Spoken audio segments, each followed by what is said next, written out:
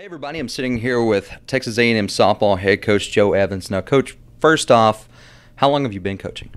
I've been coaching 29 years, head coaching 29 years. Okay. And when did you get your start? I know you weren't a head coach whenever you first started out, right? Right. When I left the University of Utah as a player, I went to Florida State, and I got my first assistant coaching job. I was there for 2 years in Tallahassee, and then at 24 years old, got my first head job at Colorado State. Fantastic. That's pretty young. That had to be kind of nerve-wracking at the time, right? Yeah, definitely. I mean, nowadays that can't happen. But back in the old days, in the early 80s, I just got a lucky break and a great opportunity.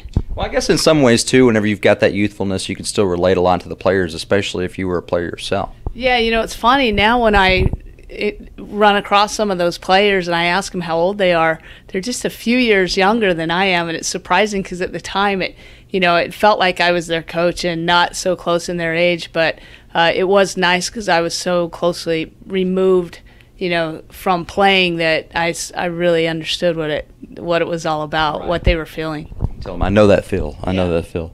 Now, you've got over 1,000 wins under your belt in D1. What things do you credit for your success? Well, I've always been surrounded by great people. I've had great opportunities where people believed in me. And I think that's really important. And also in programs that are appealing enough that you can go out and get great players. So all of the combination of a great staff and great players and an institution that you can really believe in, then the wins just pile up. It's taken a long time. 29 years is a long time, and I guess I just feel like eventually 1,000 wins is going to happen if you stick in there long enough. So I don't want anyone to ask me how many losses because there's a lot of those. Yeah. There's always the good with the bad, I guess. Now, I ask this from athletes all the time, but as a coach, do your athletes have a nickname for you? Do they just call you Coach all the time, or?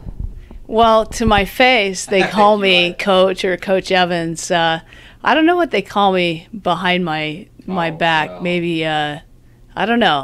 Hopefully it's not anything I wouldn't be proud of. Okay. And all the interviews I've heard good things. They haven't mentioned any nicknames, but they're always like, yeah, I love Coach Evans. Now, you were talking about having coached for a long time. You've been here at A&M for 18 years. Is that right, 18? Yes. What's your favorite thing about being a coach here at A&M? I love the student body. I love the 12th man. I'm crazy about those kids. I just think it's the most unique experience here, and the students are in it. I love that. They love their school. I love that. How I feel about my team is how I also feel about the university and the student body. So there's a great connection there with all of the students and former students, and it makes it really fun for me to coach. And as A&M, everybody knows, super steeped in tradition, and I know you guys have your own traditions as well. The Sugar Daddies are one. I know those guys like to get loud and rowdy. That has to be one of your favorite things about it, right? Oh, I love the Sugar Daddies. I mean, I'll go to war with the Sugar Daddies. They're great when they show up. Some days they'll show up in their suits and they're ready to go. And there's a great group of guys, and they've adopted our sport, and they love being around the game, and our players love being around them. So it's a really great fit, and they create some great energy in the stands. And I think we're known as one of the best, if not the best, college atmospheres in the country because we have the Sugar Daddies, we have the student body, and they make a big difference. They're definitely difference makers. Now, I've walked by here several times, heard music playing when you guys are practicing or taking BP. Who pulls out the list for that, the playlist? Is that your stuff, or? They would not want to listen to my stuff. It's usually Mel Dumazich. Okay. She usually bring her iPod and go plug it in, and I think Bree Dozier got to do it one day, and we had to shut it down like within about 3 songs. So I learned my lesson on that one. Okay. Yeah. All right. Don't give the iPod over to Bree. Now, you're talking about your stuff. They probably wouldn't appreciate your stuff too much. What kind of music do you like to listen to? I like Dave Matthews, Coldplay, some U2. Just stuff that's I like Maroon 5. I love Pink. So I know they'd like some of that, but some of it they probably think is kind of old. Yeah. Or it wouldn't really get them jacked up, I guess, if they're in practice. Right. More kind of like some mellow stuff. Right. Now, growing up, you were mentioning having played softball, and you played at the University of Utah. Did you play all 4 years there? Yes. Okay. What position did you play? I played second base. Okay. All right, so being a middle infielder, I guess you kind of have to take control over the team at times too. Using that, I'm sure you can apply that. What else do you apply from your playing days to your coaching? Just the way I felt about the game, my passion for playing the game. I loved to play the game. I loved to play defense. I loved to dive for balls, and game day was a big deal. Always excited about game day no matter who we were playing, and all of that to me translates into what I do now. Fired up about game day and passionate about the game and really respect the game. So it's easy for me to come and do what I do because I lived that as a player. Now, obviously, softball was and is your sport. You were talking about how much you love it, but did you play any other sports growing up, or was it just strictly softball? I did play other sports. Again, we mentioned I'm kind of old. So when I was in high school, I played softball, tennis, track, basketball, and volleyball. Now, growing up in Utah, you come from a pretty large family too, right? You have quite a few brothers and sisters, is that right? There are 4 of us, okay. So I guess, I don't know. Large. Yeah, some people would say it was large. Did you all play sports growing up? Or my brother played sports. My oldest sister didn't really play. My brother played all the sports, and so I would tag along and watch him play. And then my sister is 2 years older, played a little bit, but my brother and I were more the sports junkies, and my dad was a coach, and my mom also coached. So sports, that was all we did really in our house, and lots of summers playing ball outside, just goofing off and having fun. Now, where were you on the totem pole? Were you the youngest? Is that? I'm the baby. Yeah, I'm the baby. So. Did you get picked on a lot by everybody? Or? No, I mean just the usual stuff, nothing too serious. But I think the baby sort of gets taken care of along the way. Yeah. So my siblings were pretty good to me. Okay. Good. That's always good to hear. And you were mentioning your dad and your mom, both coaches. Did you know at a young age that's something you'd want to do? Or, I mean, a lot of times that really doesn't cross players' minds until after they're done playing. But, I mean, it seems like it's kind of in your genes. Yeah, definitely in my genes. And my dad's dad, same sports guy in the Utah Hall of Fame. And so, it's something I knew early on. And just we would spend a lot of time around the kitchen table talking the game, and after games breaking it all down. And so it is kind of in my blood, and both my parents were always involved in what I did sports-wise. So it probably wasn't, in my high school years, I've thought about it and figured I'd do something along the lines. Although when I went to college, I thought I was going to be I thought about being a legal secretary. So, wow, okay. That was back in the day. Yeah. So I was taking all the shorthand classes and typing and business classes. So it's kind of funny to think that I went to college and that my freshman year I was doing those things, and here I am, can barely get on the computer. So I think I chose the right profession. Okay, I was about to ask if you had to type up anything for the team or anything like that, how long it took you, but yeah, end up typing and just I can type fast. It's just lots of mistakes. Yeah. So now you guys, along with several other programs, you just got a new workout facility here on West Campus. Not only is that great for the current players here, but that's got to be good for recruiting as well, right? Definitely. I'm so excited because it's in such close proximity. We can literally walk 2 minutes and we're there. And our players are fired up and excited about it. It's really convenient for them, and it's state of the art. You go in there, and it's got to feel good to them to show up and work out in a facility like that. And our strength coach, Rachel Ellsworth, is great, and it's great for her to have that new home. And for recruits, they're blown away. We had campers, our softball campers on campus right now, and that we've taken them over there, and they're wide-eyed and excited. So it's great to be at A&M where we have those opportunities to have great facilities like that. And I know people have talked about the Aggie softball complex as well. It has been here for a while, and I've heard murmurs that nothing's really set in stone yet, but you guys are wanting to plan for the future and perhaps maybe building a new stadium, right? It's definitely going to happen. It's going to happen, and we're excited about it. I think probably a 3-year window. I hope that it's no longer than that. I don't think it will be. It could be sooner. And it's exciting. You look across the street and see Bluebell Park, Olson Field, and go, wow, our administration, our university, our boosters, they know what it looks like to build a real stadium. I mean, that's the state of the art best stadium you're going to see, and so that gets me excited knowing that we have a stadium in the works, and I think it will be reflective of what we see across the street. And there's not room to do it in the current space we're in right here, so we're going to move it on the other side of the soccer, so on Penberthy Field, and so it's going to open up a lot of room for us to do it right. And I'm so excited. It's been a long time coming, and our student athletes deserve it, and it's going to be great for our alums to come back and be a part of it, and it's going to be a great time for us. I can't wait to see that. Yeah. That's going to be awesome. 29 years coaching. You've gotten to coach in several different leagues as a coach. Now in the SEC, what makes the SEC, or what sets it apart from all the other ones you've coached in? The standard of excellence, no question about it. That from top to bottom, you better bring your A game every day or you're going to get beat. It's incredibly competitive. To me, there's not another conference in the country, top to bottom, that plays the kind of elite level that we're playing right now. And so it makes you up your game. It's a challenge. It's a grind. You look at the College World Series this year and see the two teams playing in the National Championship Series are both SEC schools, and it's a great conference and a lot of fun to be a part of. A lot of the people that I've talked to, both players and coaches, say just kind of up and down the board. They say there were great teams in the Big 12, great teams in a lot of other leagues, but just kind of the top tier, and then everybody else is kind of lower. In the SEC, it's almost as if everybody can beat you on a given day. Yeah, that's exactly right, and that's what makes it such a grind. It's really challenging, and in the other conferences I've been in, the best are as good as our best, and then there may be a little bit of a drop off, and you get in the SEC and there's so many great teams. It's very, very challenging, but I feel sets us apart right now in our game. So always got to bring your A game anytime you go out to the field, obviously.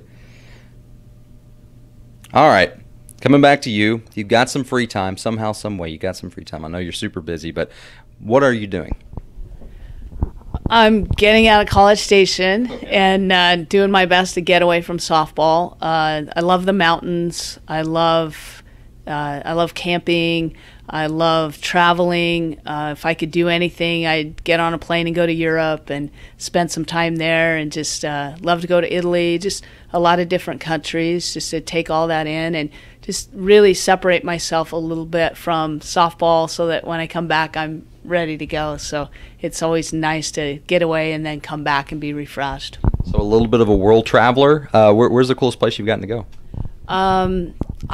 There's a couple of places. One of my favorites is called Gimmelwald, Switzerland, and it's literally up in the Swiss Alps, and it's this old rickety motel that I'm sure wouldn't pass any fire codes here, and there's nothing around it. It's just up there and you go on great hikes, and I love it. It's very, very remote. You have to take a tram to get up the mountain, and it's something I love to do. So that's one of my favorites. And then northern Italy, in an area called Cinque Terre. There's these 5 towns right along the Mediterranean Sea, the cliffs, and those are my 2 favorite places to go. Yeah, that sounds pretty cool. I've never gotten to go to either one of those countries or places, but I'd really like to someday when you talk about it. And also, of course, playing. You've gotten to go to a lot of different places whenever you've been playing or when you've been coaching. Besides the Aggie softball complex, of course, where's the coolest place you've gotten to play? Wow, that's a good question. Now, I know you guys went to Hawaii a couple of years back. That's got to be up there, right? Yeah, that's very cool. Their stadium's not cool, but being in Hawaii is cool. Right. So, and that's a great thing about A&M. We can travel all over the country and go to some of the best venues. I like the places where they pack the house. I'm excited to go to Alabama. We haven't been there yet, but I know there's going to be thousands of people screaming at us and giving us a hard time, and that's going to be fun. And so anywhere that we can go where it's kind of us against the world, it is fun for me. I love that. I love the energy and excitement of that. Now you guys are going to one of those places you're talking about, going off against the world, going on a long bus ride. You can take one movie to watch on the bus ride. What do you take? Oh man, I know the ones I wouldn't take that the kids have made me watch 100 times, like Happy Gilmore and The Notebook. Some of the sappy ones. Grease too. That wasn't good. So I don't watch a lot of repeat movies, but I don't know. It'd probably be a sports movie. It'd probably be something, I don't know, Field of Dreams or something like that. Now, Field of Dreams is a little sappy, but it's a good sappy though. It's not over the top. Yeah, well, it's baseball, so I mean, I'm okay with sappy if it involves baseball. You know, the history and the love of the game. That's good. Yeah. Okay, gotcha. Favorite place to eat here in town? Now, I know I was talking with Coach Henry the last interview that we did, and he didn't want to call it because he said whenever he was in Baton Rouge with LSU, he got in trouble because he didn't mention, or he mentioned something about no good Mexican food places in town or something like that. But is there a place that you really like to go to eat? God, I love food, so I'm pretty much happy anywhere. Yeah, I hate to say one in particular, but I feel like this is a great place for food. I thought when I first came here 18 years ago I'd be eating at some mom and pop diner. I had no idea, and now we've sort of grown into a pretty great little city. But I don't know, the Republic is always a no-brainer. I think Wade and his brother do a great job there, and I love Mexican food, so Casa Rod's always in the mix. And for Italian food, I love Chinare. I think that's really good Italian. And Hullabaloo, when you just want to, you know, pig out and get some comfort food. So there's a lot of places in town that I enjoy going. A lot of different places with a lot of different cuisine. That's always a good choice. All right, scenario. You win the lottery, get millions of dollars. You're set for life. What's the first thing you buy? A big, huge softball stadium. Okay, there you go. You got to do that. And then I'd probably buy a beach house in Huntington Beach, and I would probably buy a villa in Italy. Okay. I'd make sure my family was taken care of. I'd make sure they had what they needed. And that's pretty much it. Then I'd save the money to make sure I could fly my friends and family to go to any of those spots. I think I was talking with, I think it was with Cassie Tysarchik, and she said, I gave her the same scenario. She said, yeah, I would buy a baseball field. She was like, they wouldn't even have to name it after me. Yeah, yeah, I think we're all kind of feeling the same. You know, it's going to be fun to have something that's ours and has our fingerprint on it. It's going to be fun. All right, some fill in the blanks. Since you're not a native Texan, you've been here a long time, so you're kind of honorary. But people from Texas are proud to be from Texas. Definitely. I think everybody agrees with you on that one.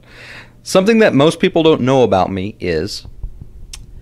Oh, boy. My favorite movie is The Sound of Music. Okay. I know it's embarrassing, but I love The Sound of Music. And then they also ended up going to Switzerland, so you kind of have that. Right. That might be the tie-in that my parents took me to that movie when I was little, and now I love Switzerland. You don't do the whole Julie Andrews, like running through the mountains and all that stuff when you go? No, but I do a lot of singing when I'm there. Okay. Yeah. All right. If I wasn't coaching, I would be? Wow. I honestly don't know what else I could do. I'm not just saying that. I really don't have any other talents other than I love to coach this sport, and I love my athletes. So if I had to make money at something, I don't know, I'd have to scramble for sure. But if I did, I'd want to be doing something with young people. So if I could be in athletic administration, doing something like that, or work in the field crew, maybe that would be fun. Mowing grass. I wouldn't want to do any of the hard work. I'd want to be on the mower and just sort of chilling and making designs in the grass. I'm a really ambitious person. Yeah. My high school baseball coach, that was his favorite thing, to get on the riding mower, and he would just mow everything. Celebrity you'd like to meet. Is there a celebrity that you I don't know, that could be an actor or a singer? Or?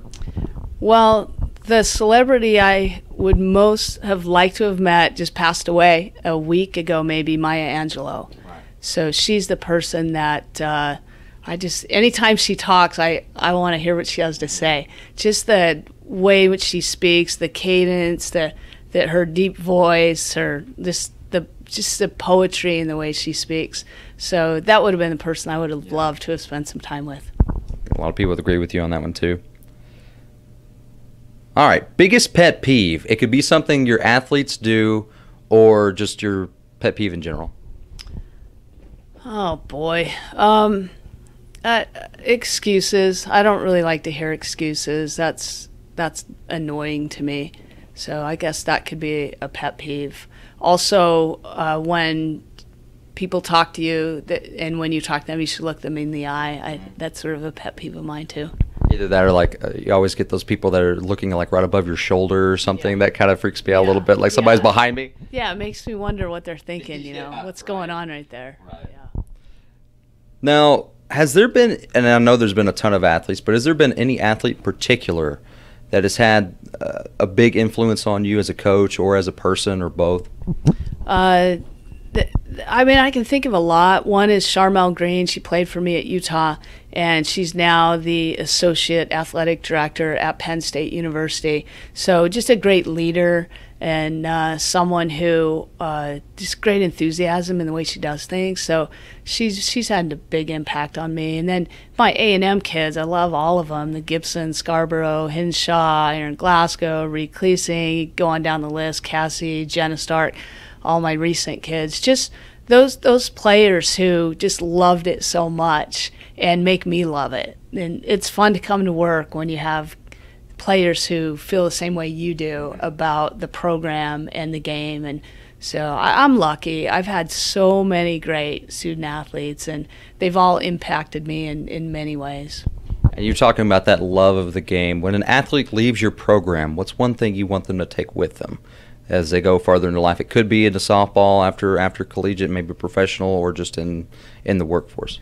I want them to feel empowered as a young woman. I want them to understand that they can be an independent thinker, that they should aspire to great things, that they don't have limitations, and that they can go out there and take on the world. I want them to feel, I hope that I'm a coach who empowers them to feel confident and comfortable and secure in their own skin, and someone who can leave here and lead.